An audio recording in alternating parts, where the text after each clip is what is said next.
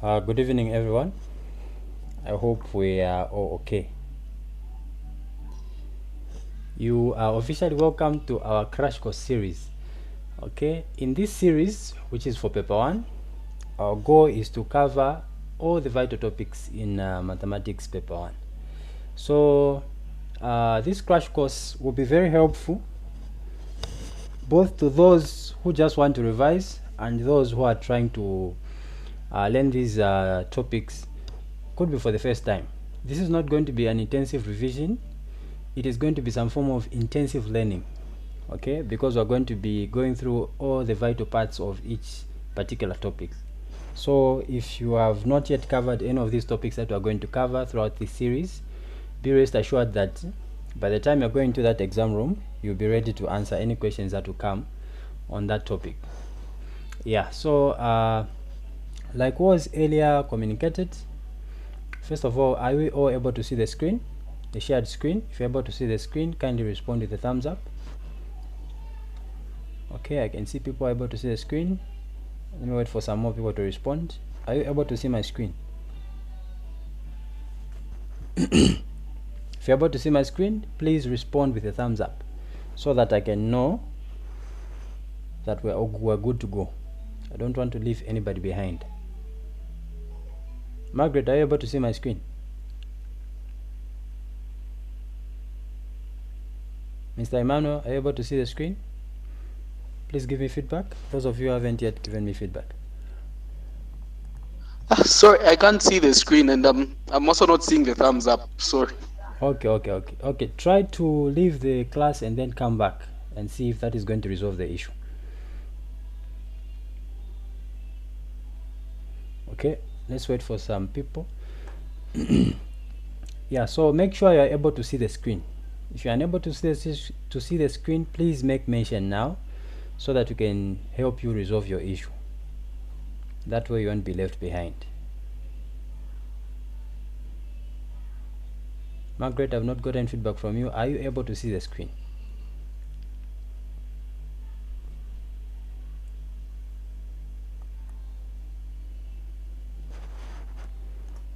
Okay, let's just wait for a few seconds for some more people to join. Okay, Mr. Emmanuel, I can see you are back. Are you able to see the screen now?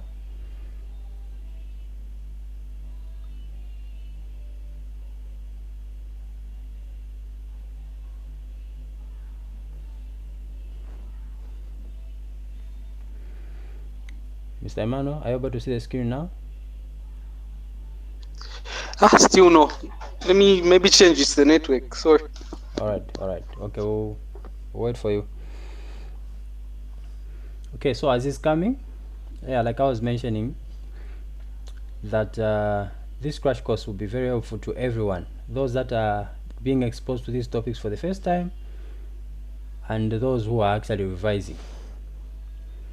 So mathematics is very easy to pass. Like, it's a very simple a very simple subject. You just have to be strategic about it. Okay, you don't necessarily, I don't like telling students this, okay, because some of them become too relaxed. Okay, but you initially don't need to answer all the questions to get a distinction 1 in mathematics. You don't need to answer everything.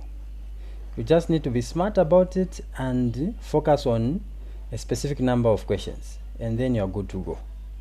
But for the fact that the exam is never predictable, that is why it is advised that you try as much as possible to cover as much as you can, so that either way, once you are in the exam room, you will not have any issues. But otherwise, like I was saying, you don't need to answer everything to get a distinction 1. You just need to be smart about it, focus on a specific number of questions, and then make sure you go over those questions a lot of times.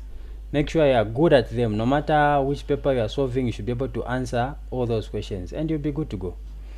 Yeah, Mr. Emmanuel, are you able to see the screen now?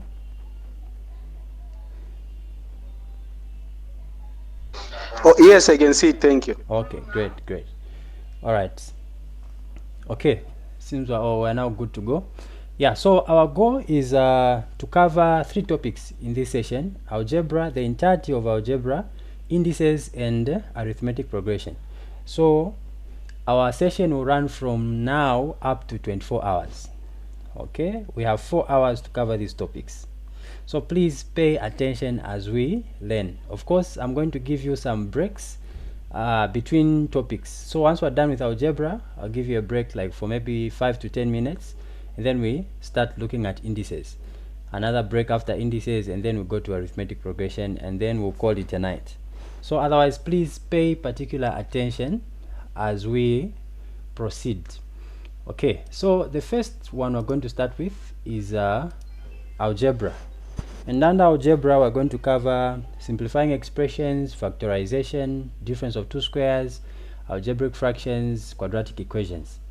Okay, those are the topics we're going to cover. So now, when it comes to algebra, let us now do a proper introduction to algebra. Algebra is basically a form of mathematics where you are going to have terms that compose of numbers and letters. Okay, so in algebra, when you have something like this, let's say you have 2x, okay, and then maybe you have 4y squared, and then you also have maybe 7 here. So the numbers, when it comes to algebra, are called coefficients. Okay, so a number that is attached to a letter, you can see here we have 2x, okay, and then here we have 4y squared. So this number 4 is called a coefficient, and then this number 2 here is called a coefficient. So that's a coefficient, and that's a coefficient. And then we have letters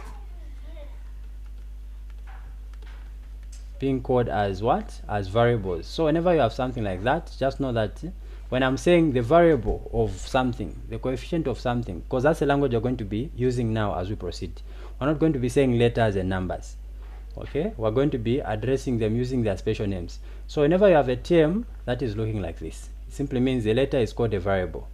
Okay, it could you could also have terms with a couple of variables. Let's say you have x, y, like this. They could even have different powers. So here the variables are all these letters, okay, and then that is your coefficient there. All right, and then when you just have a number by itself, it's called a constant.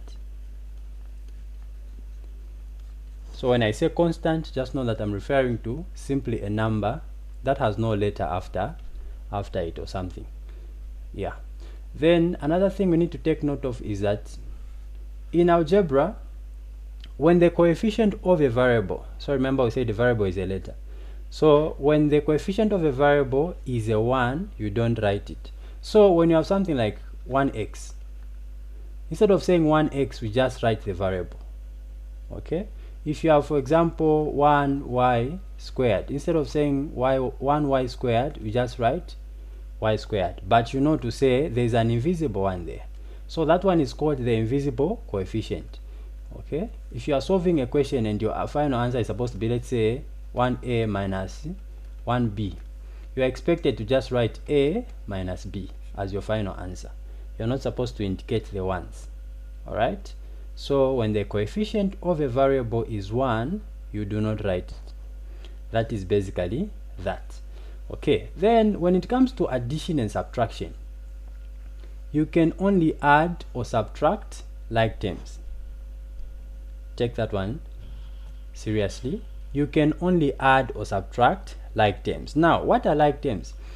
So when it comes to algebra, to find out whether the values you have are like terms or not, you simply focus on their variables.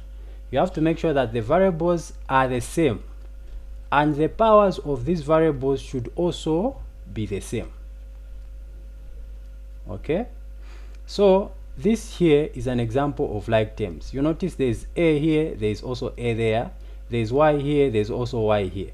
And what are the powers? So this one is on indices, but basically if you can't see the power of a number, it simply means the power of that number is 1.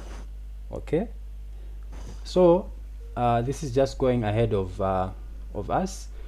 when the power of a number, just like we have invisible coefficients in algebra, we also have invisible powers in when it comes to indices.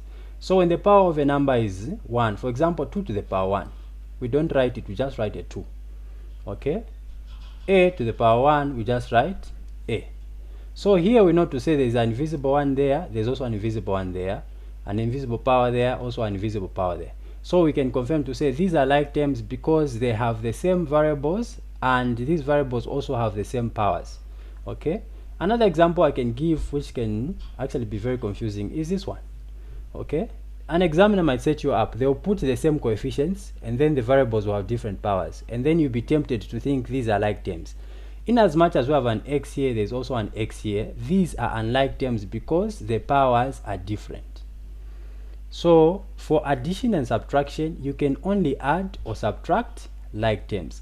However, when it comes to multiplication and division, you can multiply and divide unlike terms as well as like terms. Take note of that. Okay, you can multiply or divide both like terms and unlike terms, but for addition you can only add or subtract like terms. Okay, then we are going to look at expansion, where you are required to open the brackets. So we are going to have two types of brackets. You are going to have these ones, and then you're also going to have these other types of brackets. So here we're going to have C plus D. So these values are basically just representing numbers and indeed variables.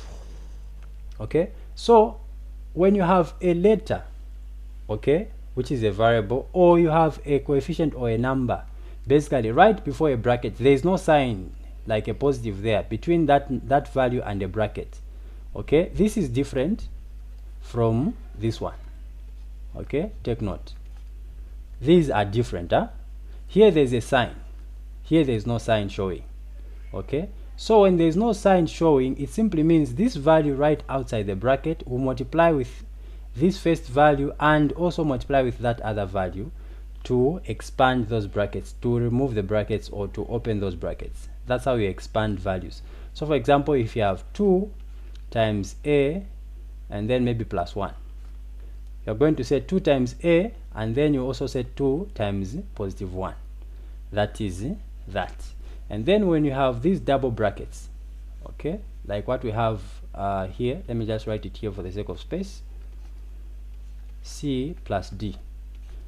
These are double brackets, and what usually happens is that the values in the first bracket are the ones that are going to multiply with the values in the second bracket. So what's going to happen is we are going to say A times C here, and then the same A again times the D. Okay, once this A multiplies with everything here, you now proceed to B. So it will be B times C there, again the same B times the D there. That is how you expand those types of brackets. Okay, now when it comes to multiplication, it gets tricky when you're multiplying variables. So let's have an example. You have the variable x multiplying with another x. Okay, when you're multiplying the same variables, the shortcut, as we are going to find out when we start looking at indices, is that you simply add their powers. Okay, so remember we said there's a 1 here, there's also a 1 there. So we said when you're multiplying the same variables, you simply add their powers. So what you do is you simply write the same variable name and then you add their powers. So I'm just going to say this one plus this one, giving you a 2 there. This only applies when the variables are the same. Okay, let's have an example. I have a squared plus a, maybe a cubed. Okay, the variables are the letters are the same, right? The variables are the same. So all you have to do is write the same variable and then you add their powers. 2 plus 3 giving you a what? Giving you a 5, and that will be your final answer. When you're multiplying different variables, however, all you have to do is group them together. Let's say you are trying to multiply a times b. Your answer will just be ab. Okay, remember we said you can only add their powers if the variables are the same. So let's say you have another one. Let's say you have ab squared times maybe a, b. Okay, so you are going to apply that principle for every single variable. You are going to say there's an a, there's a 1 here, there's also a 1 there. These variables are the same, so since we are multiplying them, we're going to add those powers. Okay, so we're going to say this one here plus that one there, giving us a 2 there, and then we write a b, and then we have a 2 there, then here we have a 1.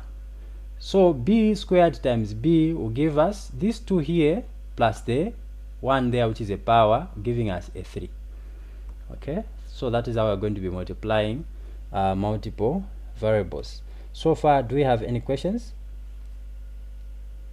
If you have a question, this is how we're going to be doing it. If you have a question, there's a portion, like there's an icon somewhere at the bottom of your screen, which when you hover over it or when you press it, since you are not using, you're probably using phones, it's more like a chat section. So if you have a question and you're able to type, just click on the chat button, then you write your question there, and then when it's time for questions, I'll address your question. If you would rather just ask, you can go ahead and click on the sign with a hand. Okay, that is when you press it, it will show me that you are raising your hand. Okay, I'm sure you are seeing a notification somewhere that I have raised my hand. So if you have a question, you can click on that one, and then I'll give you an audience, just for the sake of order, so that people don't speak at the same time. So if you have a question, you can raise your hand, then I'll give you an audience, and then you'll be able to ask your question. So you can do it in those two ways. Either you write in the chat, or you simply raise your hand. Okay, so I'm just give me a moment. There's someone who's trying to join, but they can't see my screen. Let me just see how I can assist them.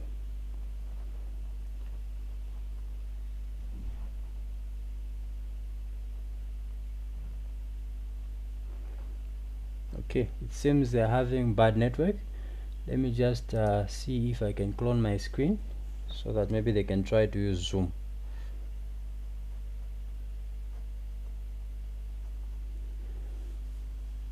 I'll share the link with them, then they'll be able to see my screen using Zoom. Sometimes Google Meets gives people problems. Okay, so as I'll be doing two things at once. As I'm setting up the Zoom on the other side, we can proceed. So otherwise, that is that for multiplication, and we are not going to talk much about division for now. Yeah, so just multiplication. If the variables are the same, you add their powers. Okay, x squared times x squared is x to the power 4, because we're adding those powers. A times b is ab. The variables are different, so all you have to do is you add their powers. Now don't confuse the variables being the same for the terms being the same. Okay, like terms should have the same variables, and the variables should have the same powers. Like the variables should have identical powers. Okay, they should be completely identical. So that is the difference between having the same variables and like terms. For like terms, there's an extra step that you have to consider. The powers have to be the same. Okay, so I think for now we are good to start looking at some questions. Okay, but before we proceed, let me just remind you of some lessons. Most of you are very, very familiar to me. We don't have very many new faces here. So I'll simply remind you of what we covered actually the time we're looking at integers. Okay, remember we are starting from the start. Okay, we've gone back all the way to the beginning. So remember we said we had such examples as this: 2 minus 4, we can call this a, then this one we can call it b. We can say the same numbers actually, and then c we can call it that one there. Okay, these are the most confusing ones, because this one that's d, right? If we call this one d, these are straightforward. We are used to dealing with positive numbers in real life, so these are straightforward. Okay, so let me look at these that have different signs. So when it comes to integers, okay, when the signs are different, okay, when you have these types of expressions, okay, when the signs are different, all you have to do is you have to write down the sign of the bigger number. So here, which one is the bigger number between 2 and 4? clearly it is 4. So we are writing down the sign of what? Of 4, which is a negative. Okay, if you can't see the sign of a number, usually the first number, it simply means that that number is a positive. So in this case, our 2 is actually a what? A positive. So when the signs are different, okay, when the signs are different, all you have to do is write down the sign of the bigger number and then subtract the smaller number from the bigger number. So we're going to say 4 minus a 2 there, giving us a negative 2 as our final answer. Okay, if you come to this one, the bigger number is what?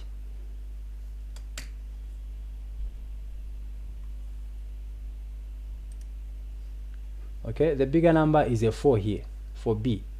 So the sign we're keeping is a positive. And then we're subtracting 4 minus 2, giving us a positive 2. So you always make sure that you maintain the sign of the bigger number. However, when the signs are the same, okay, all you have to do is you maintain the same sign. So what is the sign that is common here? It's a negative. So that's the sign we're maintaining. And then you are supposed to add these two numbers, which would now give you negative 6. Now someone might be asking a question to say, why am I adding when I am clearly seeing subtraction there? So allow me to take you back to grade 7, where we learned about the number line. Okay, why am I drawing these types of lines? Okay, let's say we have a number line here, and this is our 0, 1, 2, 3, 4, 5, 6, and 7. Let's say the answer, the number we're trying to solve is negative 2 minus 4. Okay, we have 0 here, negative 1, negative 2, negative 3, negative 4, negative 5, negative 6, negative 7. So solving this question using a number line, it simply means the first part, negative 2, we're supposed to start from 0, and then we move, we make 2 steps. So 1, 2, we are going to land on what? On negative 2. And then here we have negative 4 again.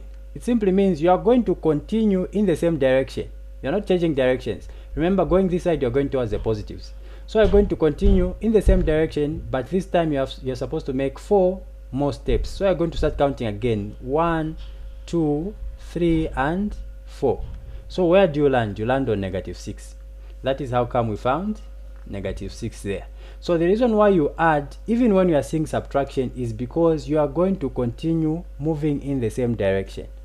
Okay, if it's positives, let's say for example it's 2 plus 2. Okay, solving this one using a number line, let's say this is a 0, 1, 2, 3, 4. Simply means here the first part, this is positive 2. So you start from 0, make 2 steps, 1, 2. Where do you land? You land on positive 2. This other one is also positive 2. Okay, we make 2 more steps in the positive direction again. So we go 1, 2.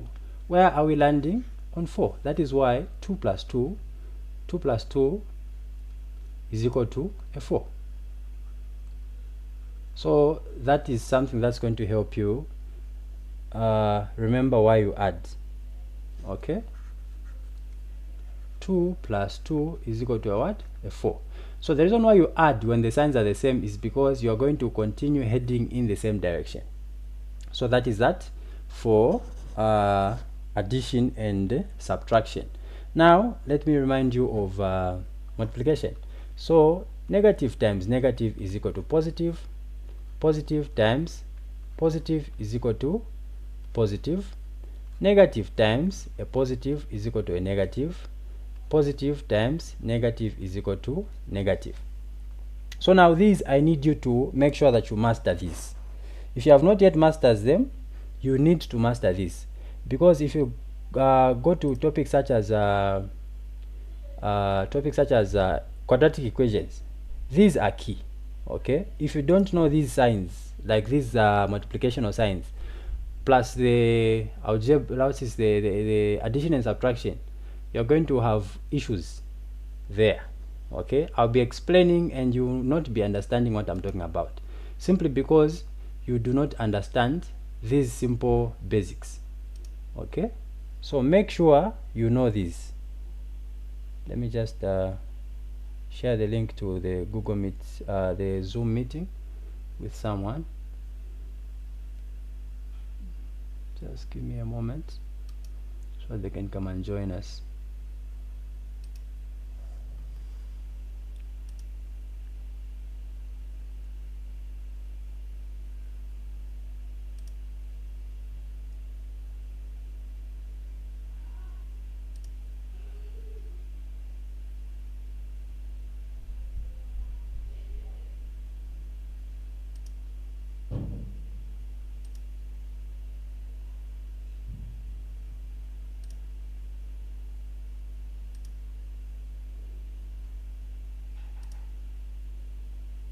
Okay, let me just make sure that there's no feedback that I'll be getting from these two. Okay, let me just share the link with them so they can quickly join us. Seems Google Meet is giving them problems.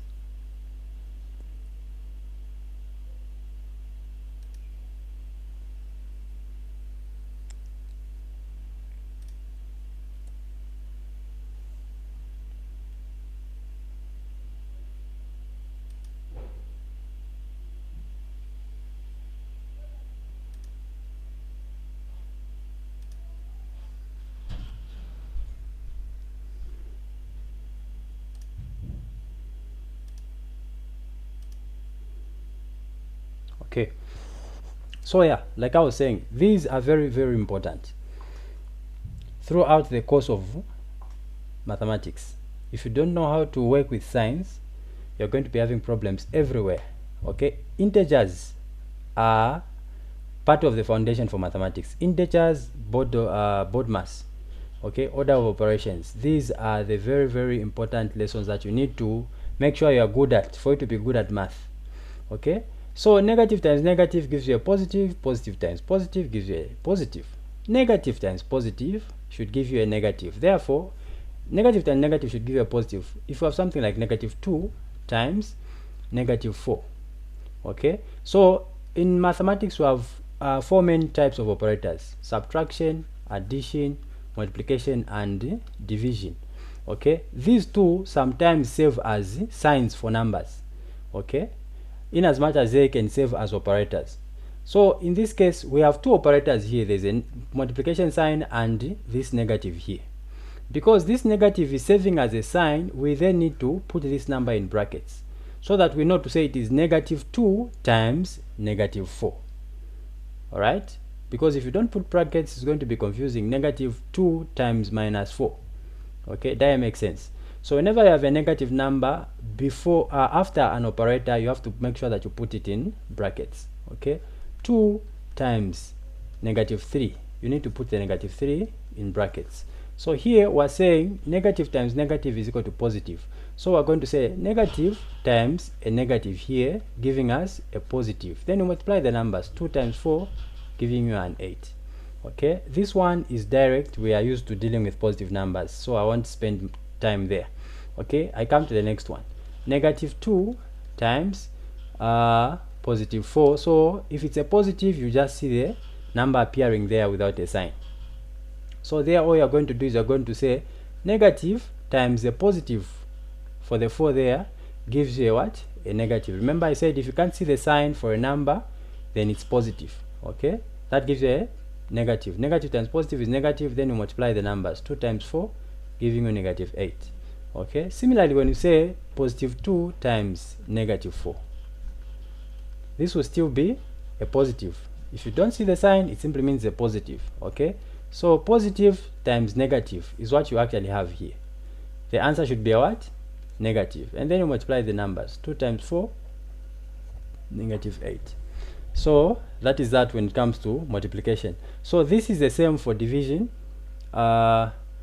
Of course, okay, I'll talk about that one when we get to factorization. Otherwise, that is enough for us to now look at some exam questions. So now let us proceed to the first exam question. If there's a question at this point, please go ahead and raise your hand, or you can type in the chat.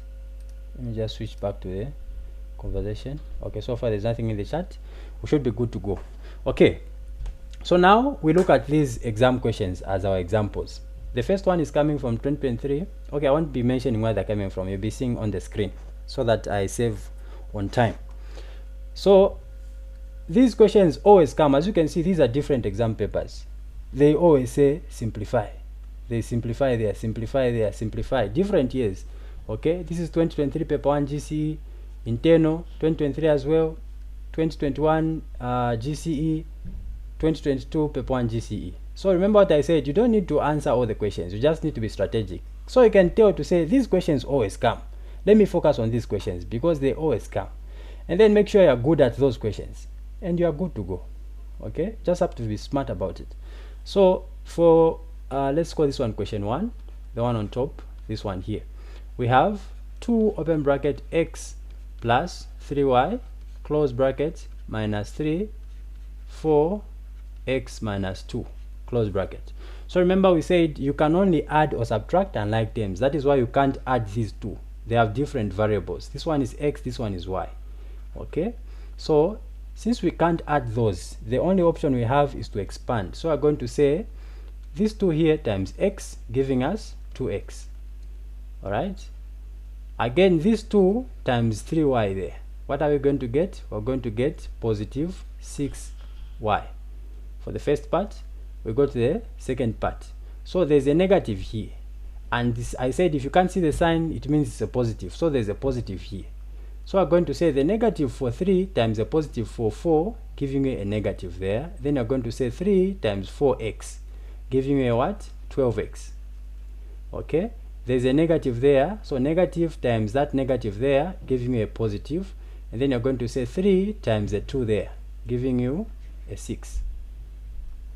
Once you do that, then you can group the like terms. Which ones are like terms? We said for like terms, they need to have the same variables, and these variables should have the same powers. Okay, so now you notice to say the x here is raised to the power of 1, and this x here is also raised to the power of 1. Remember I said if you can't see the power again, it simply means the power is 1. So meaning 2x and negative 12x are like terms. Then we can capture the 6y and the 6. So now you notice here that the coefficient here is 6 and this constant is a 6. The examiner did this deliberately. They wanted to confuse the students. Okay, you when you see the Johnson must 6, then I can go ahead and add, then you find 12y as your final answer. That is wrong. You can only add or subtract like terms. There's a y missing here for this to become like terms. So this is all you can do for this part. Okay, examiners can, if you just figure out to beat these examiners, you're good to go. Okay, so here the signs are different again. Remember, we're going back to integers again. We said when the signs are different, you keep the sign of the bigger number, so we're going to keep that negative for 12x, and then you subtract this one from that one. So we're going to say 12x minus 2x, giving us 10x. Okay, then we say plus 6y plus 6. Now this is our final answer, but it is recommended that your final answer should start with a positive term. So you can choose to either bring the positive 6y in front or the positive 6.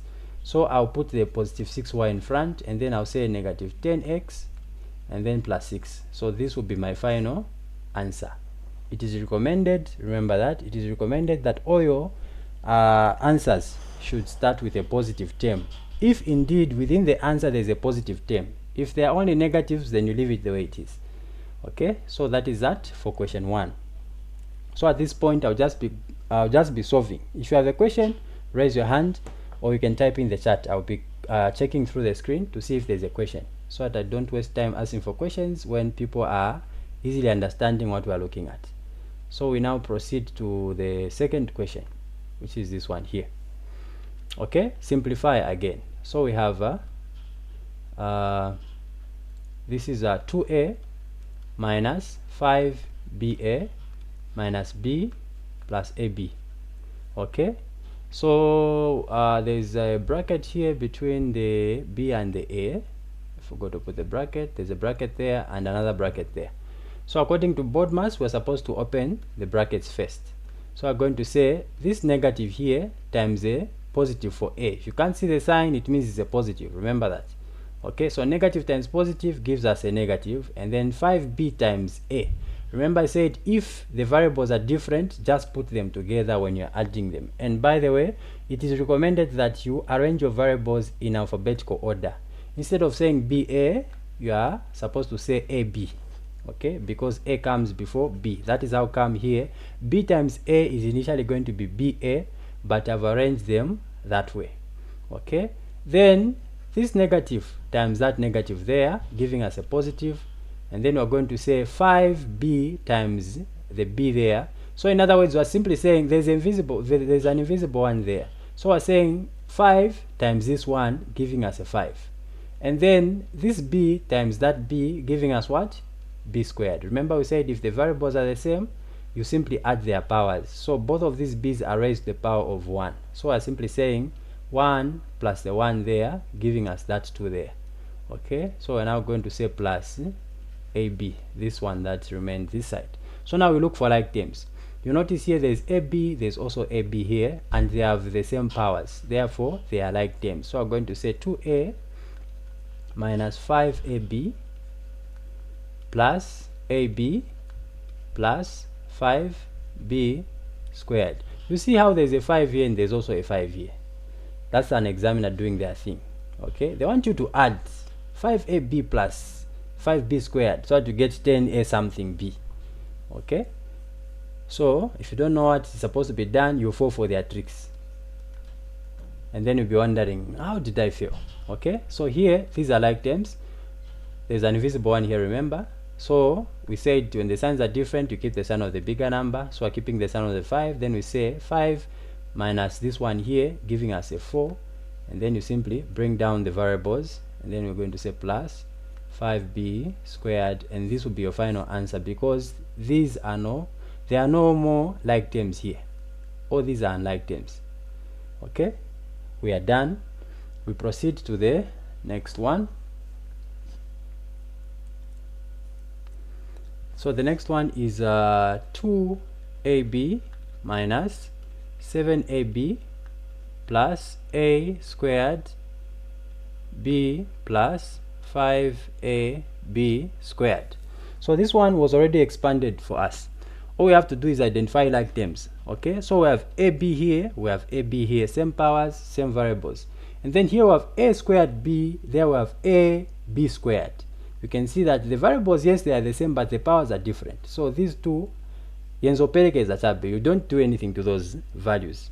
Okay, all you have to do is solve this part and you are done. As simple as that. So there the signs are different. We keep the sign of the 7, we subtract 7 minus 2, giving us 5ab. Okay, then plus a squared b plus 5ab squared. Okay, then we said it's recommended that your final answer should start with a positive term, so I'll simply move this one to the front, and then the negative 5ab comes second. Then we say plus 5ab squared, and you are done. Okay, as simple as that. We now go to our last example on simplifying expressions. So this one came a bit different from the other questions, and you can see this one is saying expand and simplify. It came in 2022. So what we have are those double brackets I showed you at the beginning. Okay, 3a minus 4, where we said this guy should multiply with everything in here. Okay, after we are done, then the 3 will also multiply with everything in the same bracket here. Okay, so we're going to say 2a times 3a here, 2a times 3a, giving us 2 times 3 is 6, a times a is a squared. Okay, then we say again 2a times negative 4, that will give us negative 8a. Okay, we go to the 3 now. 3 times 3a, that will give us positive 9a. And then there we're going to say positive 3 times negative 4. So the easiest you can do this is multiply the signs first, then multiply the numbers. So we're going to say positive times this negative, it's negative. Then I'll say 3 times 4, giving me a 12. Then I check for likeness. Do I have like terms? Yes, they're actually right in the middle here. So all I have to do is we say 6a squared, and then we simplify these two. Okay, keep the sign of the bigger number, so I'm keeping the sign of the 9, which is a positive, and then we subtract 9a minus 8a, that will give us 1a minus a 12. But remember, we said when the coefficient of a variable is 1, you're not supposed to write it. Okay, so all we're supposed to write is just an a, and then we say minus 12, and we are done. Okay, so that is all on simplifying expressions. We now proceed to factorization. Do you have any questions here before we proceed to factorization?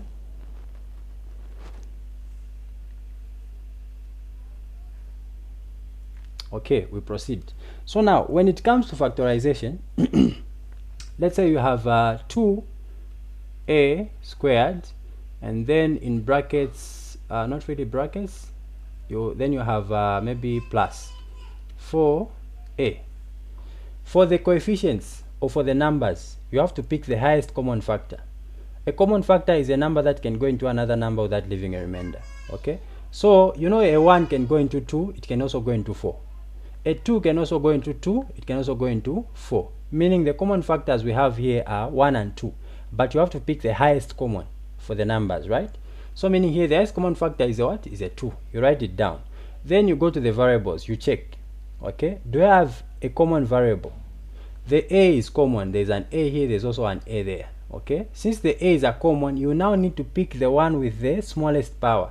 Remember there's a 1 here, so I'm just going to pick that one, and then you open the brackets, and then you start dividing this term here divided by everything up there. Okay, like that. Then you put the answers in the brackets. So we're going to say 2 divided by 2 gives us a 1. Okay, a squared divided by the a down here, it is more like there are 2 a's on top. Okay, so 1a cancels 1a here. What do you remain with? You remain with 1a. So I'm going to say a there. Okay, and then you're going to say 2a divided by 4a. So we just say 4 divided by 2 there, it gives us a positive 2. And then that a and that a will cancel, so you're going to have that in your brackets. And because when the coefficient of a variable is 1, you don't write it, you're going to have those values in the brackets. Now the idea is that when you factorize an expression like this, to check whether it's correct, when you expand it, it should take you back to the original.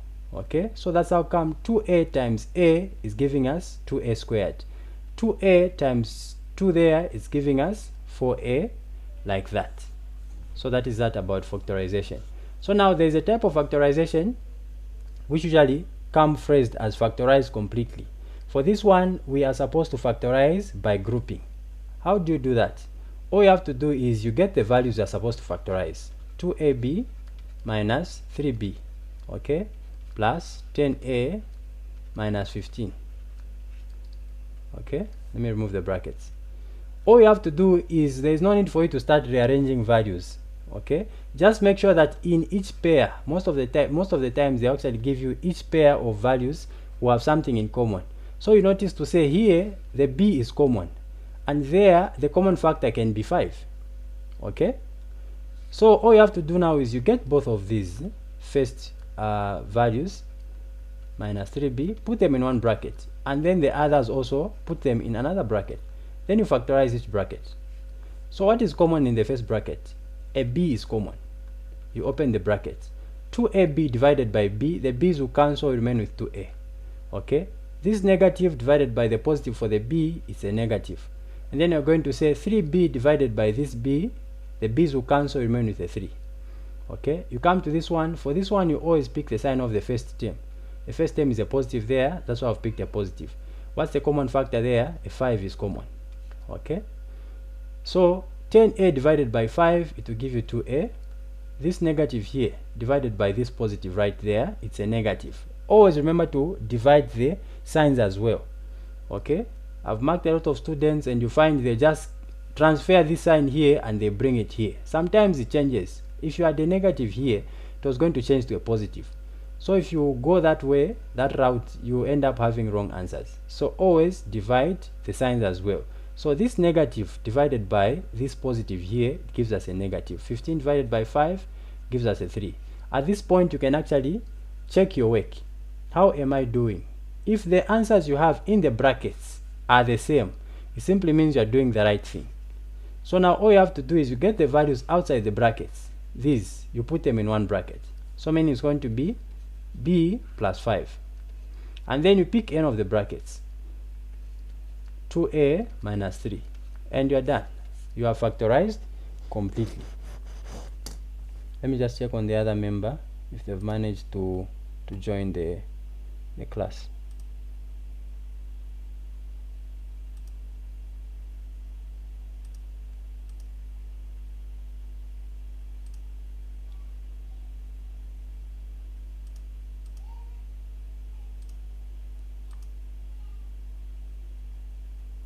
Okay, Seems they've not yet managed. They'll find us as we are solving. Okay, we're done with the first one. We come, that is the simplest kind of factorization. We now come to the interesting one, which is difference of two squares. Okay, so here we have 27y squared minus 3x squared. For difference of two squares, this is how you solve this question. The first thing you're going to check is, can I factorize? Okay, if you can factorize, go ahead and factorize. Okay, if you can't factorize, check, are there any perfect squares? What are perfect squares? Perfect squares are basically numbers whose square root is a whole number. For example, 4. What's the square root of 4? It is a 2. Why is 2 the square root of 4? Because 2 times 2 gives you a what? A 4. Okay, we go to 9. What is the square root of 9? Square root of 9 is a 3. Why is 3 the square root of 9? 3 times 3 gives us a what? A 9. Another number is a 16. You have a 25. You have 36. Okay, 49. All these are examples of perfect squares. And then there is one special perfect square. Which one is that? A 1. Okay, what is the square root of 1? The square root of 1 is 1. Why is 1 the square root of 1? Because 1 times 1 is equal to what? 1. 2 times 2 is equal to 4 here. 3 times 3 is equal to 9. Okay, 1 times 1 is equal to 1. So 1 is a perfect square as well, but sometimes students miss this one. Okay, you will notice in the next question that we're actually going to have a very nice question on difference of two squares, which people missed in 2024, because this question came in 2024. Okay, I remember it because that is the time I was writing GCE. That is when I was earning my 1 in mathematics. Okay, so now, like I mentioned, you check for whether you can factorize, and then you look for perfect squares. I even made a mistake and erased my question. So it was 27y squared minus 3x squared. Okay, so the first thing, check, can I factorize? The question, by the way, is always phrased as factorize completely. When you see this word completely, okay, that's one thing that actually made me get this question right, because of the word completely. They didn't just say factorize. If they say factorize completely, it's either it is a previous factorization you are doing where you factorize by grouping, or it is a question on difference of two squares. Okay, no matter how weird it looks, just know that this is difference of two squares. So even this one here is difference of two squares. So how do you solve this type of a question? You factorize first for this one. What is the highest common factor here? A 3 can go into 27 9 times. It can also go into 3. Okay, then you check for the variables. Do I have any common variable? I do not. So I'll open the bracket and then I start dividing. Okay, 27y squared divided by 3. 27 divided by 3 is a 9. Okay, you just bring the y squared down here.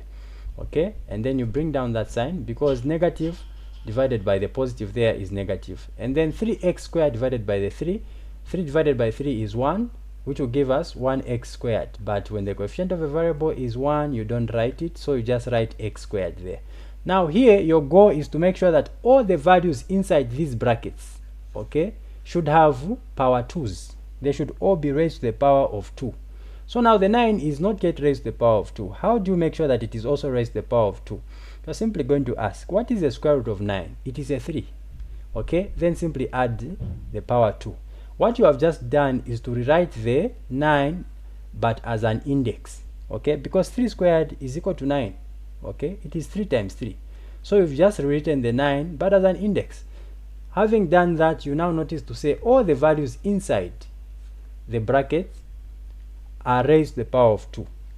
At this point, all you have to do now is introduce two brackets. In one bracket, you add these values. So I'm going to say 3y plus x. In the other bracket, you subtract them. 3y minus x. And you are done. One thing you shouldn't forget is to indicate this number you factorized with at the beginning.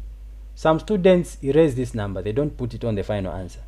Okay, if you don't do that, it becomes wrong. So make sure whatever number you're going to use to factorize, it keeps appearing until on the final answer. Okay, and we are done. So now look at this. You see why I always say solving exam questions is the best way to revise. This question came in 2024. This one, we're just from solving 2024. Okay, and then this one down here came in 2023. Okay, this was grade 12, this was also grade 12. Look at the numbers, they are the same, they were just swapped.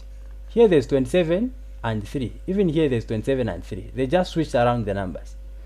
Okay, so you can clearly see the pattern. So always revise using exam papers. At this point you are too close to the exam to be doing pamphlets and textbooks. Focus on exam questions. We now come to this one, which is 3x cubed minus 27x. So remember we said the first thing, check, can I factorize? Yes, we can. The 3 is common there.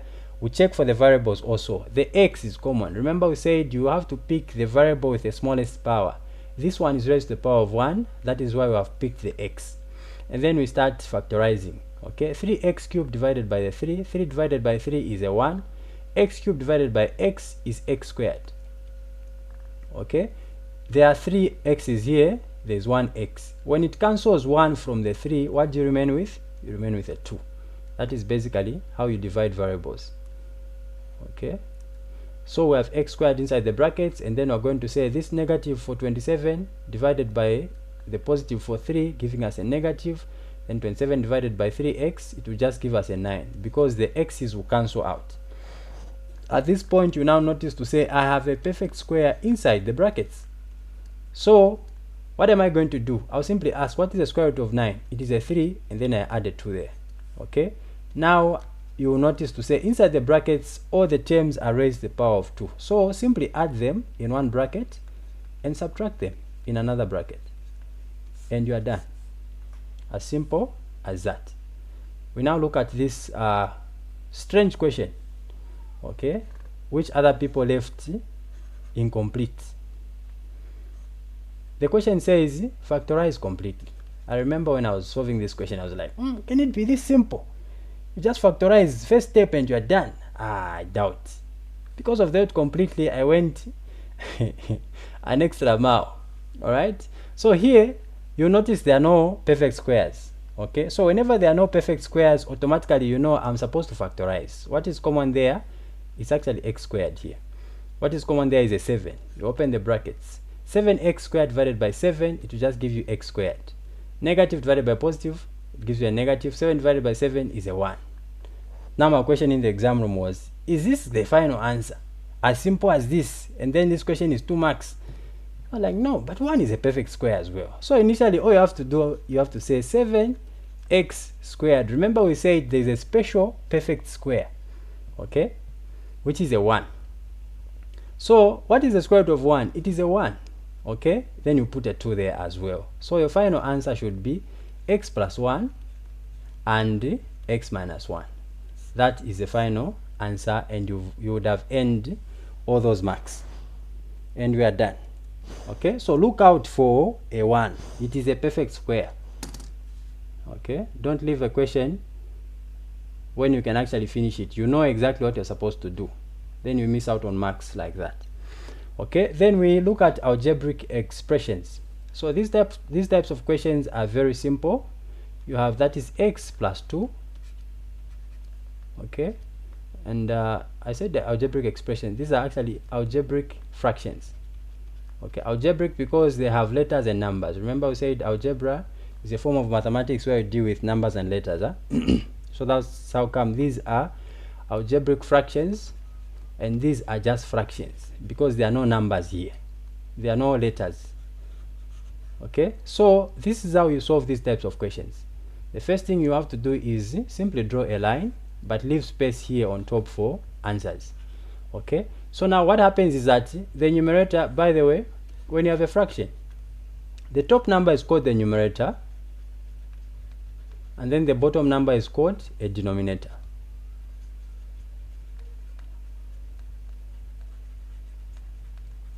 Like that, huh? So meaning 2 over 3 over 7, the numerator is 3, denominator is 7.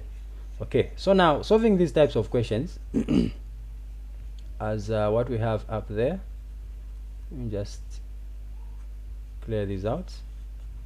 So I said the first thing is you draw a line which is about this long, okay, because you know you're supposed to plug in some values there, and then this numerator multiplies with the opposite denominator. This is its denominator. Okay, the numerators multiply with their the opposite denominators, so it's going to be this one times that whole denominator, and then that will be 5 times this denominator this side. So what you're going to do is you're going to, since this 2 has to multiply with everything here, so we are going to express it this way. You're going to bring down the 2, and then that opposite denominator goes into the brackets like that, and then you bring down this sign, the minus, it comes here, and then that 5 you bring it down here, and then you bring the other denominator here because it's supposed to multiply with the opposite denominator, so we're going to say x plus 2 in brackets. And then for the denominators now, the main denominators, you simply have to capture both of these. Get this one, you put it in brackets, x plus 2, and then you also get the other denominator, you also put it in what? In brackets. A quick check should be, this denominator should be the one here. Okay, this one should be the one there. It's more like they switch places on top here for the numerator part. Okay, so now at this point, this negative you brought down, this one, now belongs to 5. So that is now negative 5 there. So as you are expanding those brackets, you're going to be saying negative 5 times x, negative 5 times 2. So at this point, we are pretty good when it comes to expanding expressions, right? So 2 times 3x is 6x. Okay, there's a positive there, so positive times negative is negative. 2 times 1, that's a 2. Okay, this negative here times this positive, which is not appearing there, it is a what? Negative. Then 5 times x, that is 5x. Okay, then you're going to say negative there times that positive there to give you a what? A negative. Then 5 times 2 there gives you a 10. Okay, you are done. So for the denominator, you are pretty much done. You just have to keep writing them like this until the final answer. These never get to simplify anything.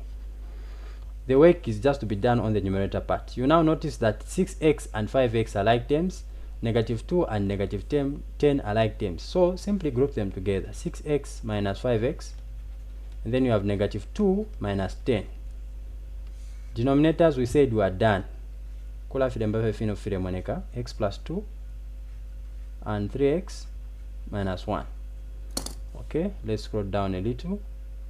So at this point, 6x minus 5x to give us 1x. But remember we said when the coefficient of a variable is 1, you don't write it. So we just say x. And then here the signs are the same. Okay, this is where students subtract now, and then they get it wrong. We said when the signs are the same, you maintain the same sign and you add. So there our final answer is x minus 12 over x plus 2 and 3x minus 1, and you are done. Okay, we look at one last example on algebraic fractions. Okay, so this one is x minus 1, 1 on top, minus, and then they like the minus here between these two fractions. They like it because it changes values, the signs of values. So remember we said numerator times the opposite denominator, so it's going to be 1 in brackets, you have 2x plus 1, close bracket, you bring down that negative, and then 10 will multiply with the opposite denominator like that. Everything over the same denominators, x minus 1 and the other one 2x plus 1. Okay, 1 times 2x will give you 2x. 1 times 1 will give you positive 1. Okay, we're done with this bracket. Here it's negative 10 times positive x. So negative times positive is negative. 10 times x is 10x. Now, this is why they like the negative. Okay, there are students who just transfer this negative here and bring it here, and then their answer becomes wrong. Okay, they like the negative because they know to say negative times negative here will give you a positive there. Okay, then you're going to say 10 times 1 giving you a 10. All right. Okay, I think let me just check on the other students if they have managed to join.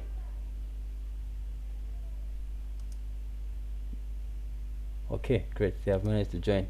We're glad to finally have you. I don't know what time you came through, but yeah, we're happy you are here. Okay, so let me just quickly go through my work here. I want to make sure that I've not messed up anywhere. Okay, so we have negative 10 there.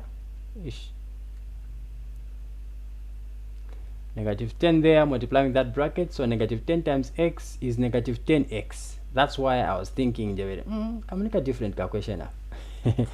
Okay, so negative 10 here times x is negative 10x. I forgot to write the x there. And then negative 10 times negative 1 is positive 10. Okay, so again, you see how the examiner keeps putting the same numbers next to each other just to tempt you to work them out. But then these are unlike terms, like we learned at the beginning. The variables are different. This one has an x, eta equate, okay, doesn't have an x. So it simply means these two, even if the numbers are the same, they are unlike terms. So there's nothing we can do right there. Okay, so meaning the like terms are going to have a 2x minus 10x, because there's an x here, there's an x, the powers are the same, and then you're going to say plus 1 plus 10. And then everything will be, we forgot to put the denominators here. I forgot to put the denominators. Okay, so we're going to say x minus 1 and then 2x plus 1. So now we group the like terms. 2x minus 10x, those two are like terms, and then plus 1 plus 10 plus 10, and then everything over x minus 1, 2x plus 1. Okay, so let me scroll down again. So 2x, this is positive. When the signs are different, keep the sign of the bigger number for 10. And then we're going to say 10x minus 2x, giving you what? Negative 8x. And then 1 plus 10 there gives you a positive 11. Everything over x minus 1, open bracket, 2x plus 1. So we are pretty much done, but remember, it is recommended that your final answer should start with a positive. Therefore, we are going to swap those values. 11 will come in front, and then negative 8x will come to the right. And then your final answer will be x minus 1, and there you're going to have 2x plus 1. Okay, so far I hope so good. All right, so that is how you work out those algebraic fractions. Now we go to the most interesting question, which students don't like: quadratic equations. Okay, students don't like free marks. Me, I like this question. Very, very simple question. But what determines this question, like what makes it simple, is you being good at those signs. Remember, I had to take you back to integers because of this same question. All right, so now in paper 1, quadratic equations are solved using the sum product rule. That is what you use to solve this question. When you add two numbers, 1 plus 2, okay, the answer is 3. The answer you have found, this 3, is called a sum. That's why they would say find the sum of 1 and 2. They're simply saying add these numbers. Okay, the final answer you are getting is called a what? A sum. So whenever you add numbers, the final answer is called a what? A sum. When you multiply numbers, 1 times 2, the answer you find, this 2, is called a what? A product.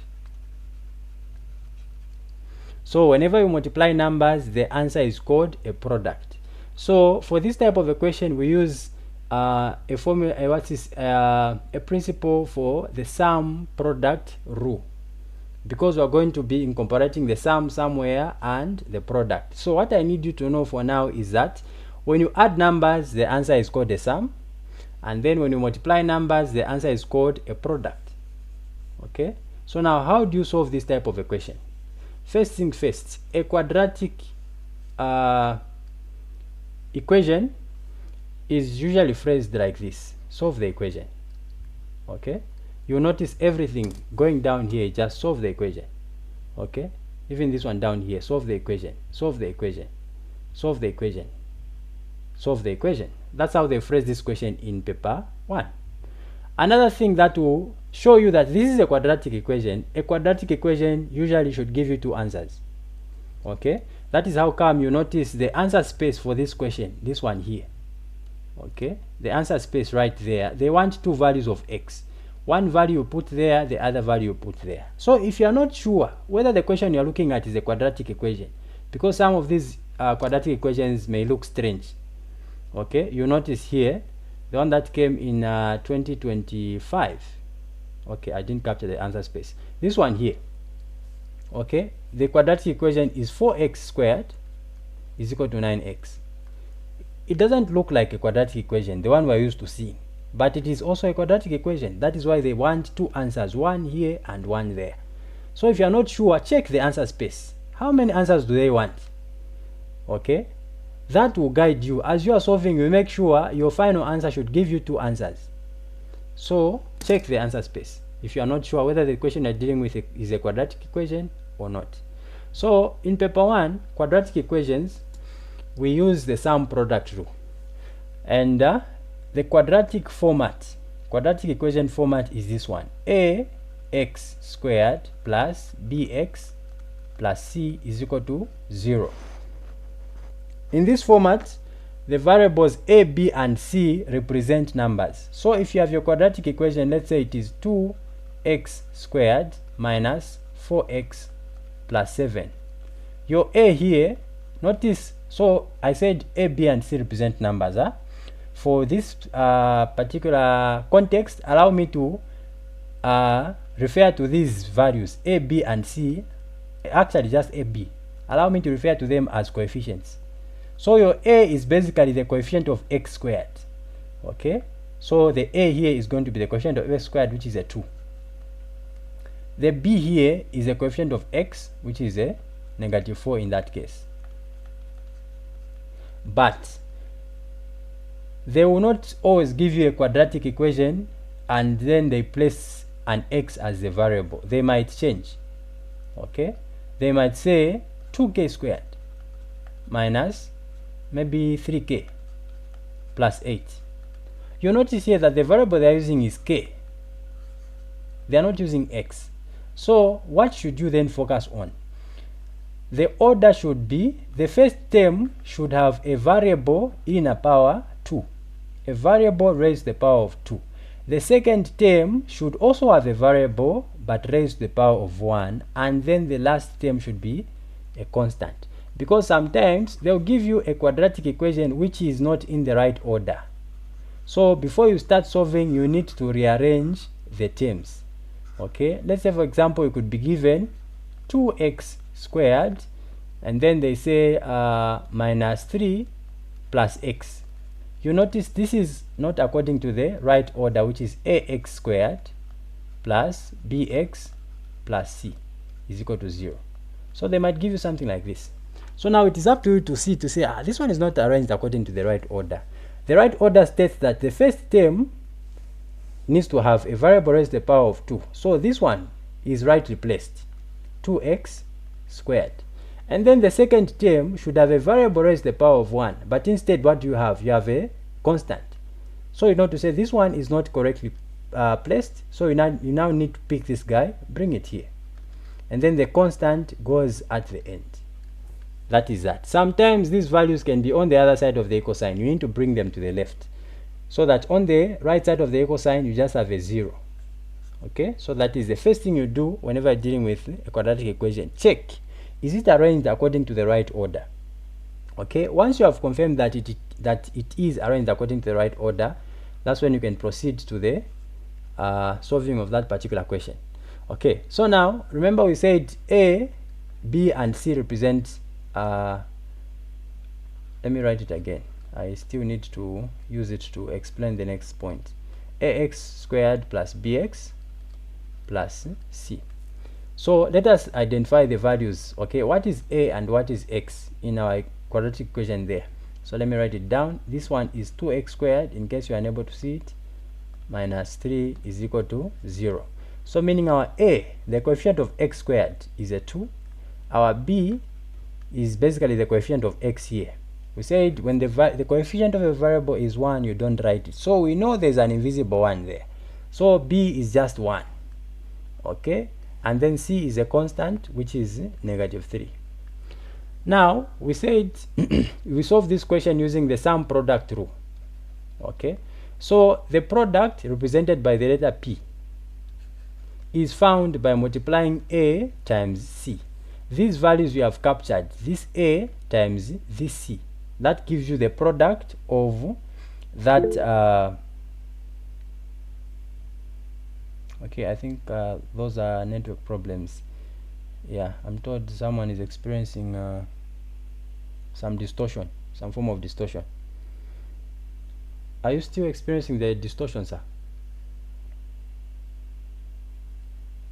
Mr. William? Are you still experiencing the distortion? Or we are good now? Oh, from time to time, yes. Okay, okay. I think that is a network challenge. Okay, I'll try to even speak slowly, or slower rather. Yeah, okay. So the product is found by multiplying a and c for your quadratic equation.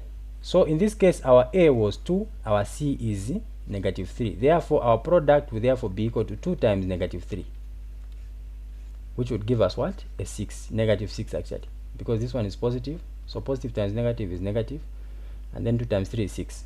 So that's how you find the product. Multiply the coefficient, the first coefficient, times the last value, which is a constant. But that is after you have confirmed that the terms are arranged according to the right format. If you just multiply anyhow, you find wrong answers, because like I mentioned, the examiner might rearrange the values, okay, of which you need to arrange them properly before you start finding these values, the product and the sum. Okay, then the sum is basically the value represented by b. So our b here is 1. So therefore the b for this quadratic equation is just what? 1. So that is how you get those values, the product and the sum. The product is found by multiplying a times c. Remember I said a, b and c represent numbers. So our a here is 2, our c is -3. So the product will be found by multiplying 2 times -3, giving you a -6 for that one. Then the middle number here, the coefficient, that is your sum. Okay, so having said that, we can now look at this question. So now a quadratic equation is very simple. The only challenging part that students get to have is coming up with the right factors, the correct factors. So now I'll give you some very simple steps which I'll need you to follow very carefully to make sure that this question becomes simple. So step number 1, okay, you write your quadratic equation. 2x squared plus x minus 3 is equal to 0. Check, is it arranged according to the quadratic format? Yes, it is. You proceed to the next step. What is the next step? You need to come up with a data table. On that data table, you need to indicate what is my product, okay, what is my sum, and then finally your factors. So remember we said the product is found by multiplying a times c. So our a here is 2, our c is -3. So 2 times -3 will give us -6. That is our product. Okay, then the sum is represented by what? The value represented by b. So the value represented by b is just that one there, the invisible one. So your sum is a 1. Now you proceed to finding the factors. The easiest way you can find the factors is look at your product and then you ask yourself, what are the factors of this product? You start from the smallest possible factor. So our product is -6. At this point, we're just going to consider 6. Okay, what are the products, what is the factors of 6? So I said you start with the smallest. 1 can go into 6. Remember I said a factor of a number is basically a number that can go into that particular number. Factors of a number are numbers that can go into or be divided into that particular number without leaving a remainder. Okay, factors of 3 are basically 1 and 3 itself. Factors of 4 are 1, 2 and 4 itself. So now we are looking for factors of what? Of 6.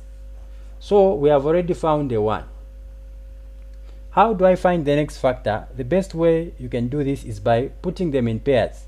Okay, how can I find the next factor? All I'm going to do is this 6 divided by this factor I've put here to find its partner. Okay, you'll notice why I'm saying its partner slightly later.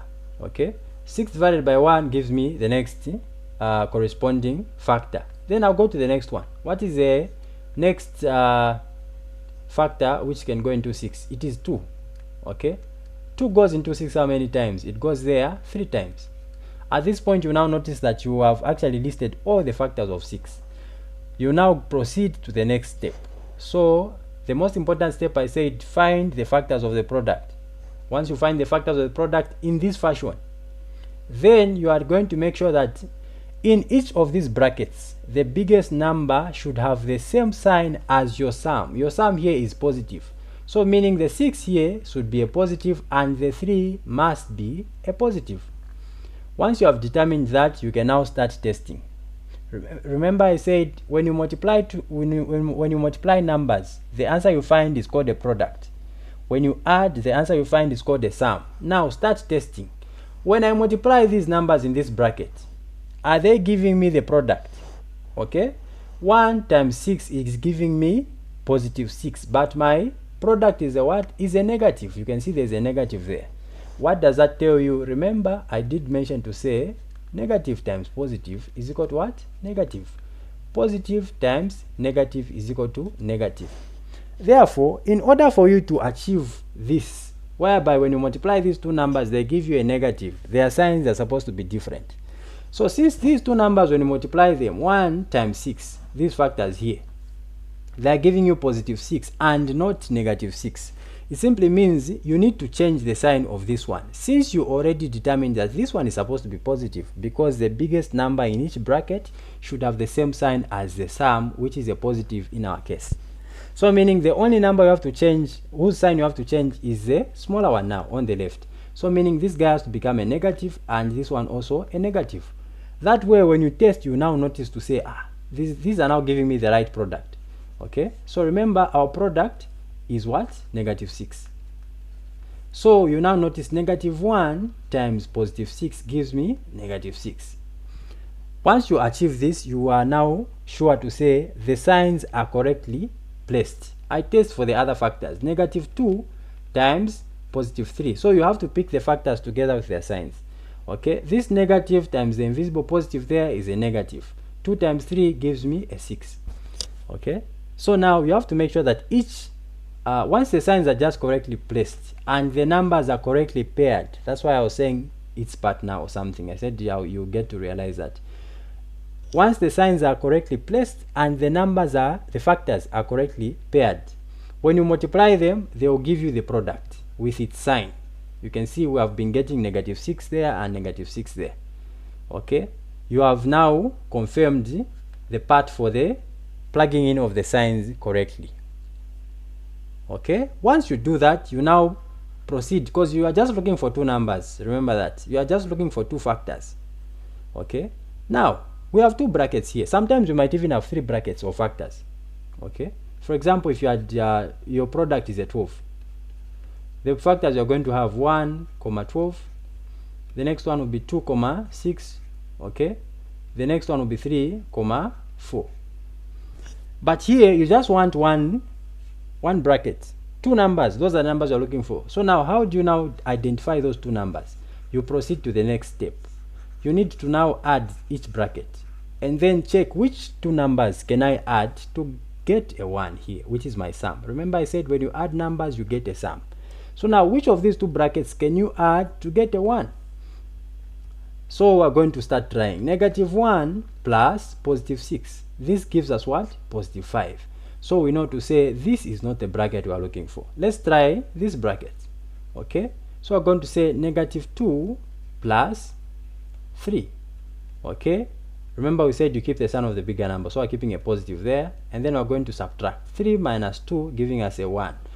Okay, and our sum is a what? A 1. You have now confirmed to say negative 2 and positive 3 are the factors I'm looking for. At this point, you are good to go. The next thing is basically actually the longer process is where you go back to your quadratic equation and then you plug in these values where the sum is appearing.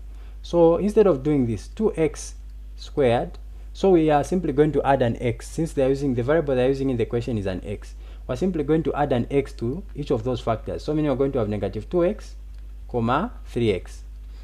Okay, the longer process is by then getting these values and then you replace them with this middle term. Okay, so where there is x, we're going to plug in these two factors. So we're going to say negative 2x and then the other one was positive 3x.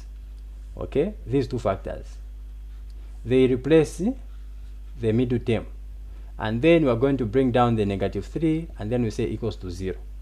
When you get to this point, you are supposed to factorize by grouping, but I'm going to show you a shortcut in this session. Okay, I've seen a question, let me just look at it.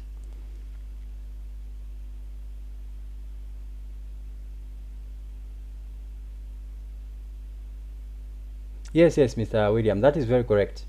Yeah, when you add these two factors, no wonder I was trying to labor match to define the product and the sum.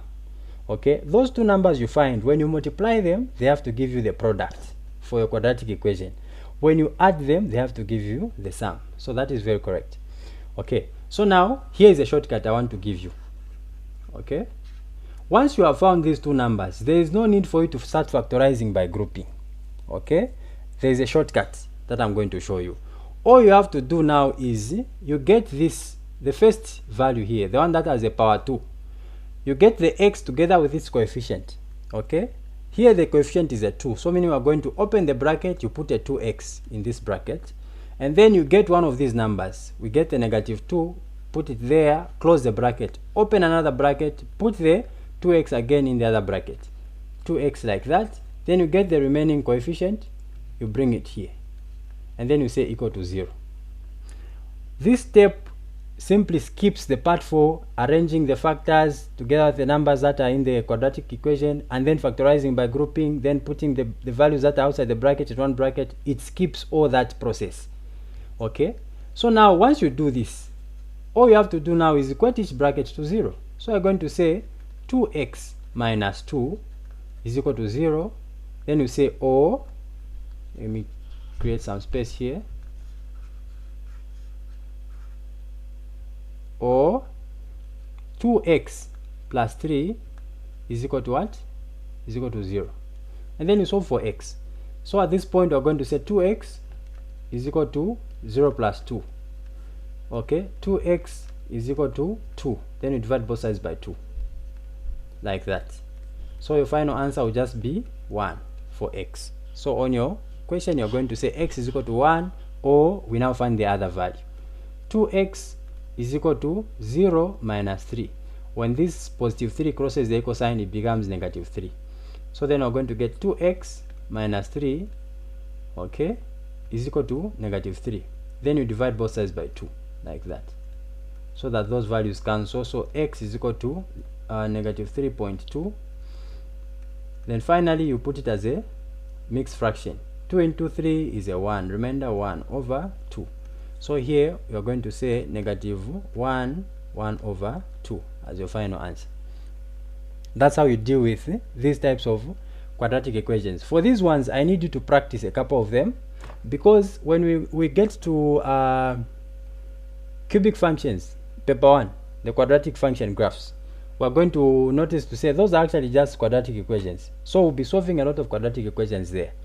So you knowing how to solve this type of a quadratic equation actually brings you a step closer to finishing the part for solving the cubic function question in paper 1. So don't despise this question, please.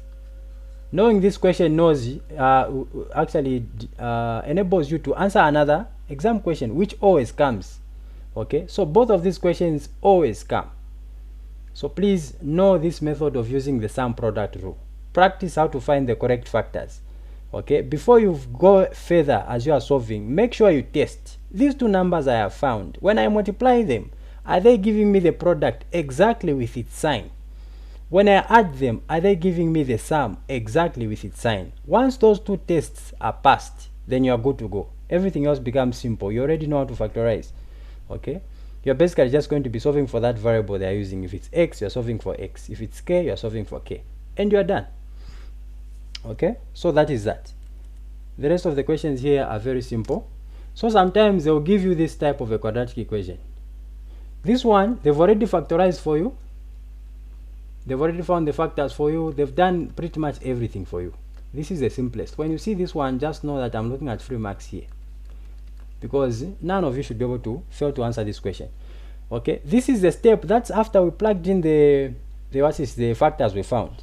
Okay, so now here you notice to say all you have to do is equate each bracket to 0. So I'm just going to say 3x minus 5 is equal to 0, or x plus 2 is equal to 0. And then you finish solving by solving for x.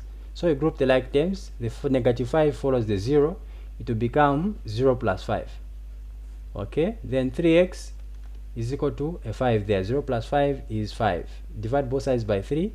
By 3, there those values will cancel, meaning x is equal to 1 over 2, 1, 2 over 3. Okay, how did I find this answer? 3 into 5 is 1, remainder 2 over a 3. We are done. We go to the second one. Okay, x is equal to 0 minus 2. When this positive 2 crosses the sign, the equal sign, it becomes a negative, or x will be equal to negative 2. And you are done. As simple as that. We now go to this question which came last year. Okay, this question confused some people. Let me copy it down in case you are unable to see it. This one I should have captured the answer space. I forgot to capture the answer space. So this one is 1 over 2 x squared minus 8 is equal to 0. The question is phrased as solve the equation. And now people are wondering, is this a quadratic equation or what? Remember that trick I showed you at the beginning? I said go to the answer space and check what type of answers are they asking from me.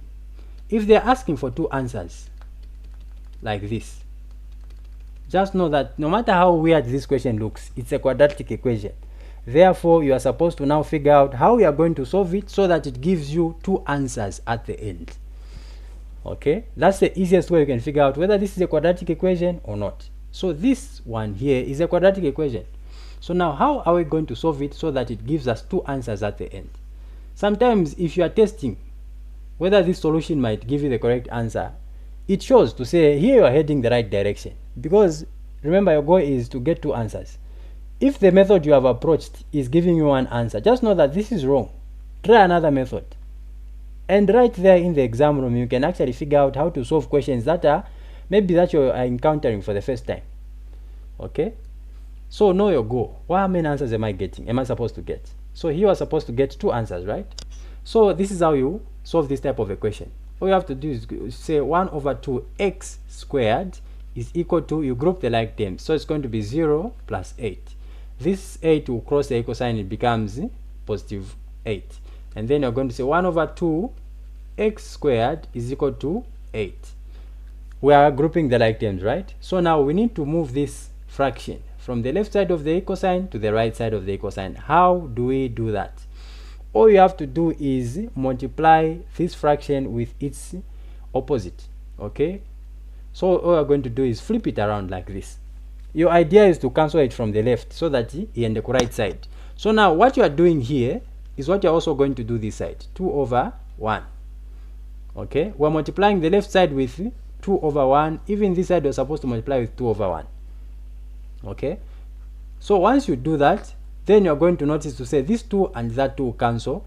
1 and 1 is just 1. Okay, so you just remain with x squared on the left. And then here you're going to say over 1. 8 times 2 there gives you 16. 1 times 1 is a 1. 16 divided by 1 is 16. At this point, you now notice I need to get rid of this 2. How do I get rid of this 2? And sometimes you even notice to say, there's a perfect square here. Meaning if I square root, I'm going to get something from there. So all these values are strategically placed. You just have to be sharp enough to notice to say this is basically how I'm supposed to solve this question. So all you have to do now is square root both sides. When you square root there and there, okay, this square root and that 2 will cancel, you remain with an x equals, what is the square root of 16? It is a 4. But remember, you're supposed to find two answers, so meaning it's supposed to be plus or minus. Therefore your final answer will be equal to x is equal to 4 or x is equal to negative 4. Why is it that when you square root a number, especially in paper 1, you find two answers? Okay, let me start with a small number. What is the square root of 4? We are used to saying the square root of 4 is 2, but that is not the only number. In as much as 2 times 2 will give you positive 4, negative 2 times negative 2 will also give you positive 4. Because remember, negative times negative gives you a what? A positive. That is why whenever you square root a number, make this your principle in paper 1. Whenever you square root a number, you're supposed to get two numbers. Okay, a positive and a negative. Because negative 2 can also be the square root of 4. Negative 2 times negative 2 gives me positive 4. Just as positive 2 times positive 2 gives me positive 4. That is how come you notice some questions they will specify to say, given that maybe the value of x is a positive integer, they are simply telling you to say, yes, the square root of a number are two numbers, a negative and a positive, but we want you to focus on the positive number. Okay, so make that a principle. Whenever you square root two numbers in paper 1 especially, you are supposed to find two answers, a positive and a negative. So those are the answers we are supposed to find for that one. We come to this one also. Strange looking quadratic equation. 4x squared is equal to what? 9x. How do you solve this type of a quadratic equation? You've confirmed it's a quadratic equation because they want two answers. All you are going to do here is group the like terms. 4x squared, when this 9x crosses, it becomes negative 9x, like that. And then here you are going to equate it to a 0, because remember the principle is that every quadratic equation should be equated to a 0. At this point you are now going to factorize. What is common there? X is common. So 4x squared divided by x will give you 4x. Negative divided by the positive there is a negative. 9x divided by x will give you a 9, and then you say equal to 0. The first answer is just going to be x is equal to, so the value outside the bracket you equate it to 0 there, and the bracket you also equate it to 0. So outside the bracket we just have a what? We just have an x, so meaning x is equal to 0. So here we just put a 0, and then you say, oh, 4x minus 9 is equal to 0. Group the like terms. 4x is equal to 0 plus 9, and then 4x is equal to 9. Let's push it to the right. 4x is equal to what? A 9. Then you divide both sides by a 4. Divide both sides by a 4.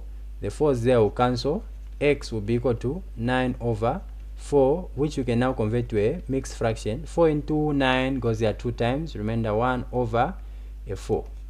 So meaning the other value for x is 2, 1 over a 4. And you are done.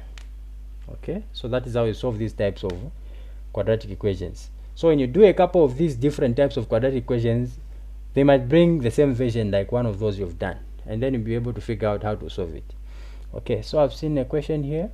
Madam Chimia was saying that you're not clear on the other one. The other one, is it this question up here, the one for 2025? If it is, just respond with a thumbs up. Is it the one you are saying you're not clear about? Okay, okay, great.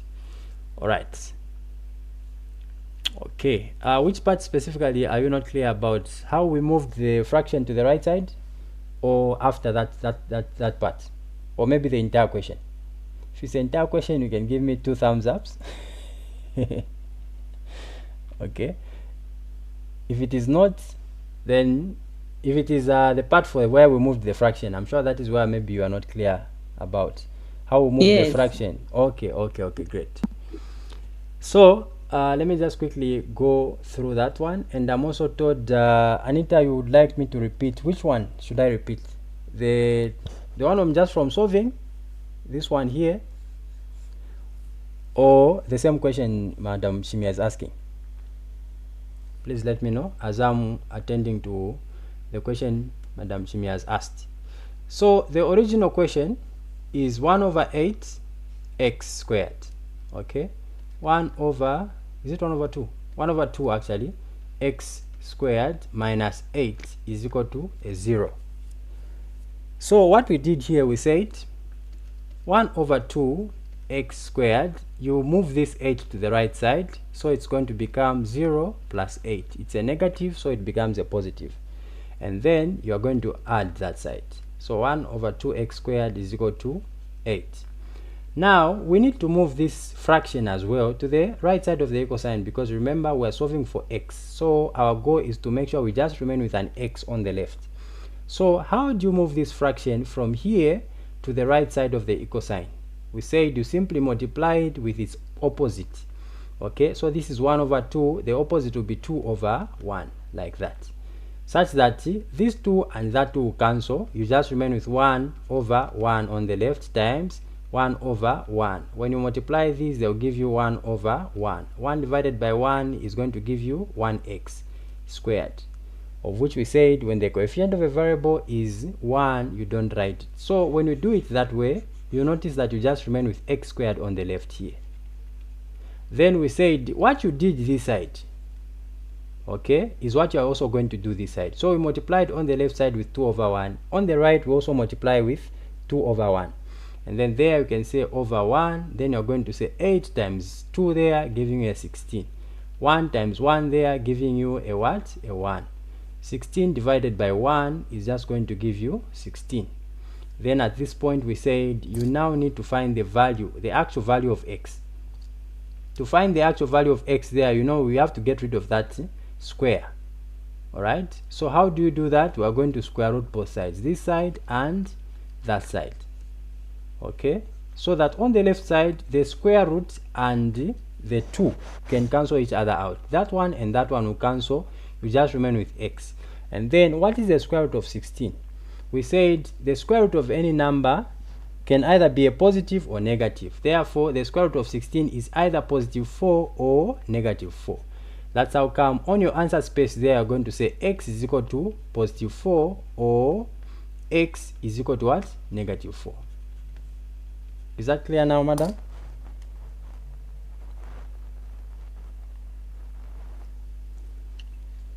Yes. Okay, great. All right, so Anita, we are asking on the one we're just from solving.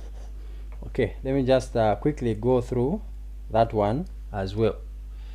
Okay, so for this one we said the question is 4x. Let me just clear the screen. So the question is 4x squared, right, is equal to 9x. Okay, let me just don't know why this stuff showing up on my screen. Okay, they've been deleted now. This is our equation, Anita, and we are asked to solve it in such a way that we're supposed to get 2 answers. So this is how you solve this question, right?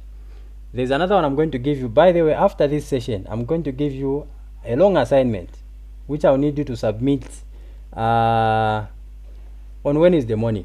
So you have the whole day tomorrow to solve that assignment. So I'll also give you something similar to what we are teaching, what we are learning here.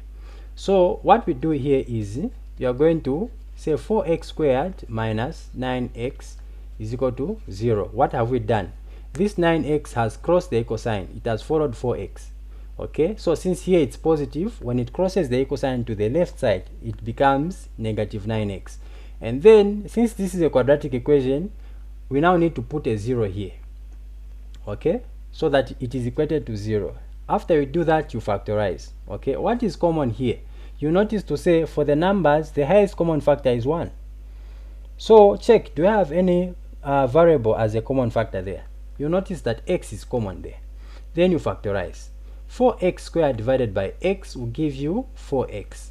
And then you're going to say negative here divided by positive. Remember we said if you can't see the sign for a value for a variable or a number, it's a positive. So negative there for 9 divided by positive for x gives you a negative. Then you're going to say 9x divided by x. The x's will cancel each other out. You just remain with a what? With a 9. Okay, then you're going to say is equal to 0. At this point you are now going to equate the value of values you have outside the bracket to 0 and the bracket to 0 as well. So meaning we're going to say x is equal to 0 and you are done. That's your first answer. Then you're going to say, or you equate this bracket to 0 as well. So 4x minus 9 is equal to 0. Then you solve for x. So you're going to say 4x is equal to 0 plus 9. This 9 has now crossed to the right side of the equal sign. Therefore, it becomes positive. So that will now give you, or 4x is equal to 9, because 0 plus 9 is 9. Then you divide both sides by 4, like that. So that here the 4's can cancel, you just remain with x. So x there will now give you what as your final answer? Let me just scroll down. So you're now going to divide. How many times does 4 go into 9? It goes there 2 times. Remainder what? 1 over the same denominator, which is a 4. So that is going to be your other value of x, and you are done. Are we clear now, Anita? Okay, great. We're clear. The other meeting on the other side, we're using Zoom. Zoom only allows you to do 40 minutes per session. Let me just restart the meeting on the other side and share the new link with the other students on the other side so they can also join. So otherwise, that is that. So we're now winding up on algebra. We're just remaining with a few more questions, then we're going to proceed to indices. Okay, let me just check that my screen is being shared. Okay, let me share the new link with the students.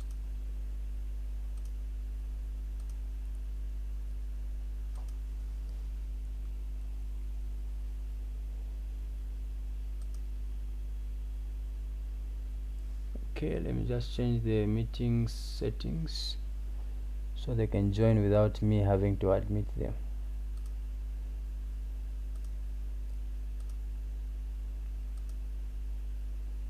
Okay, all right, they'll find us as we are looking at the next one. Okay, so the next one, this is the last one actually. Okay, it also looks a bit strange, different from the normal format for a quadratic equation, but they want 2 answers. So you know to say this is also a quadratic equation. All right, so what you're now going to do is this, to solve this type of a quadratic equation. Let me just switch back to the screen so that I can see the chart as well. Okay, so this is how you solve this type of a quadratic equation. What you have there is open bracket 1 minus 2t close bracket squared is equal to 25. Okay, so the first thing you are going to do is to get rid of that 2 for the first bracket. I don't know how best I can explain this, but I'll show you how to solve it, so that when I give you a similar question tomorrow, you'll be able to solve it tonight actually. Okay, so how do you get rid of these 2? That is your goal. Okay, what you're going to do is you're going to square root both sides, this side and that side, so that this guy and that guy can cancel. You're going to remain with 1 minus 2t is equal to, what is the square root of 25? Remember we said when you now our principle for paper 1 is whenever we square root a number, we're supposed to get 2 answers, right? So we're going to get a positive 5 and a negative 5. Okay, actually those of you who know the quadratic formula, which is negative b plus or minus the square root of b squared minus 4ac everything over 2a. The reason why they put these values in advance is because they know you are going to square root some value here. Okay, that is why they put the plus or minus already there. Okay, so that is just meant to tell you to say whenever you square root a number, you're supposed to get 2 answers. Okay, so that is how come we have plus or minus there. So now remember, they want 2 answers here, one there.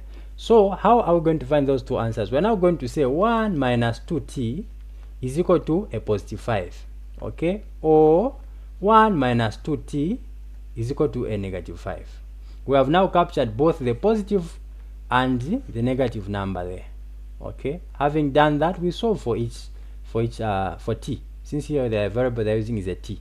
So we're going to say negative 2 t is equal to 5 minus 1.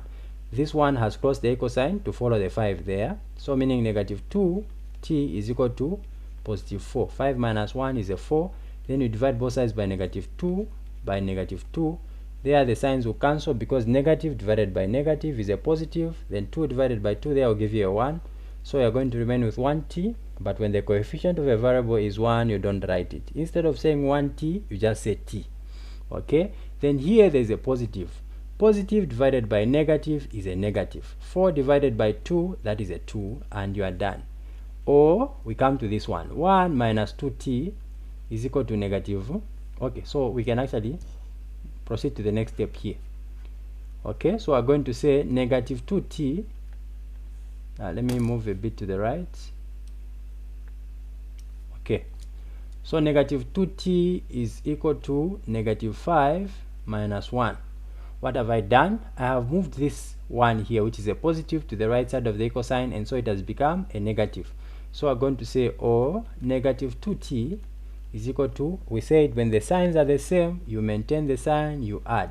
So 5 plus 1 is a 6. Or then you're going to say, actually we can divide from right here. So we're now going to divide both sides by negative 2 by negative 2. The signs will cancel because negative divided by negative is a positive. 2 divided by 2 is a 1. Instead of saying 1t, you just say t. And then there, negative divided by negative is a positive. 6 divided by 2 is a 3. So on your answer space there, you're going to indicate that t is equal to negative 2 or positive 3. And you are done. This marks the end of our first session for the night. Algebra, we are done with algebra. Okay, do we have any questions before we go for a very short break? I'll just give you 5 minutes. Okay, before people start feeling sleepy. So that 5 minutes is to make sure you keep yourself awake. You wash your face, something like that, so that you stay awake. Do you have any questions, or we are good with algebra? Okay, if we are okay, you can respond by showing me some thumbs ups. That way I will know to say people have followed. Okay, thank you for those responses. I'm glad to know that we have followed very carefully. Okay, great. So this is 21:55. We are going to resume at exactly 22 hours. So you have your 5 minutes break starting right now. You are going to join back using the same link I shared in case you are going to leave the meeting. So this is what we are going to be looking at in the next session. Indices. Okay, I'll see you in 5.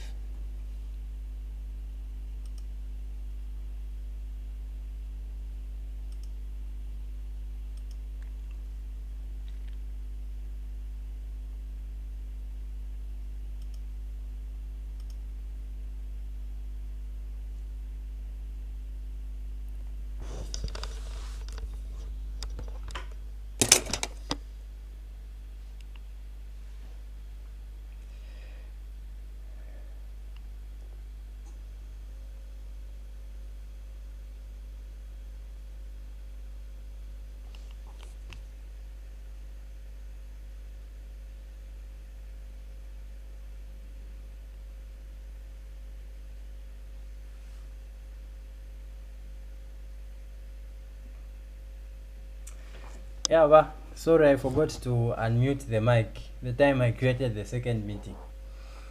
Sorry about that.